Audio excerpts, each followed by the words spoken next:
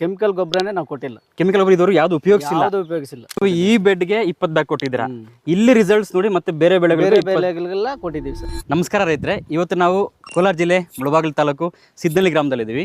ಇವತ್ತು ನಮ್ಮ ರೈತರೊಬ್ಬರು ಅವ್ರೇನು ಟೊಮೆಟೊ ಕ್ರಾಪ್ ಬೆಳೆದಿದ್ದಾರೆ ಅದು ಯಾವುದೇ ಕಾರಣಕ್ಕೂ ಕೆಮಿಕಲ್ ಗೊಬ್ಬರ NPK ಗೊಬ್ಬರ ಉಪಯೋಗಿಸಿದಾನೆ ನಮ್ಮ C3 ಕಂಪ್ಲೀಟ್ ಕ್ರಾಪ್ ಕೇರ್ ಗೊಬ್ಬರ ಮಾತ್ರ ಉಪಯೋಗಿಸಿದ್ದಾರೆ. ಅದರಿಂದ ಆಗಿರುವಂಥ ಉಪಯೋಗಗಳು, ಅದರ ಅಭಿಪ್ರಾಯ ಏನಿದೆ ಆ ರೈತರ ಬಾಯಲ್ಲಿ ಕೇಳೋರು. ಬನ್ನಿ, ಏನೇನು ಗೊಬ್ಬರ ಕೊಟ್ಟಿದ್ದೀರಾ ಸರ್? SMS A1 ಕೊಟ್ಟಿದ್ದೀವಿ.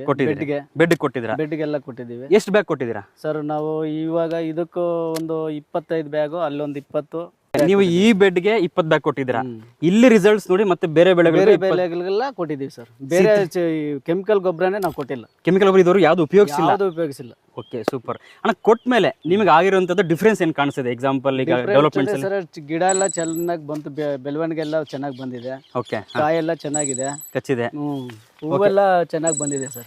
ಈ ಫ್ಲವರ್ ಸೆಟ್ಟಿಂಗ್ ಬರ್ಲಿಕ್ಕೆ ಕಾರಣ ಯಾವ್ದಣ್ಣ? ನೀವು ಪವರ್ ಇಟ್ ಬಿಟ್ಟು ಸರ್. ಪವರ್ ಇಟ್ ಕೊಟ್ಟಿದ್ರಿ, ಡ್ರಿಪ್ ಪಾಸ್ ಮಾಡಿದ್ರಲ್ಲ, ಕೊಟ್ಟ ಮೇಲೆ ಡಿಫ್ರೆನ್ಸ್ ಫ್ಲವರ್ ಡ್ರಾಪ್ ಕಡಿಮೆ ಆಗಿದೆ. ಪವರ್ ಡ್ರಾಪ್ ಆಗಿಲ್ಲ ಸರ್, ಜಾಸ್ತಿ ಸರ್. ಕೊಡ್ಬೋದು ಸರ್, ಚೆನ್ನಾಗಿ ಯಾರಾದ್ರೂ ಮಾಡ್ಬೋದು ಸರ್. SMS ಎಲ್ಲ ಕೊಡ್ಬೋದು, ತೊಂದರೆ ಏನೂ ಇಲ್ಲ ಸರ್ ಇದರಲ್ಲಿ. Thank you. ನೋಡಿದ್ರಲ್ಲ, ಆ ರೈತರದ ಅನುಭವನ ಅವ್ರ ಮುಖಾಂತರ ಕೇಳಿದ್ವಿ. ನೆಕ್ಸ್ಟ್ ನೋಡುವಂಥ ರೈತರು ಉಪಯೋಗಿಸ್ಬೋದು. Thank you.